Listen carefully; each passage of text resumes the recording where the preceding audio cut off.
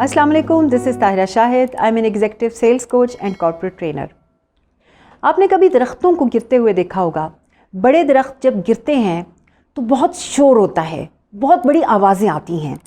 दूसरी तरफ आप पौधों को देखें, जब वो बढ़ रहे होते हैं तो उनकी कोई आवाज़ नहीं होती, वो इंतहाई खामोशी के साथ उनकी नशोनुमा हो रही होती है।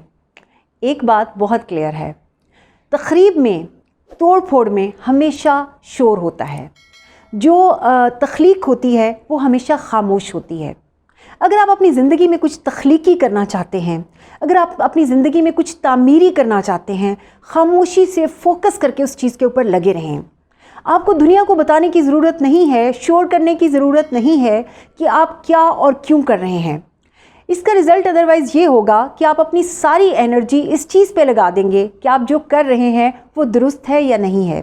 अगर आपको लग रहा है कि वो दुरुस्त है, आप खामोशी से करते रहें, एक दिन कामयाबी आपका ऐलान कर देगी। हमारे चैनल को सब्सक्राइब कीजिएगा, बेल आइकन का बटन दबाइएगा ताकि हमारी वीडियोस और हमारे आइडियाज़ आपको टाइम पे और रोज़ाना मिल सकें। कल हम हाजिर होंगे एक नई सोच, एक नई वीडियो के साथ।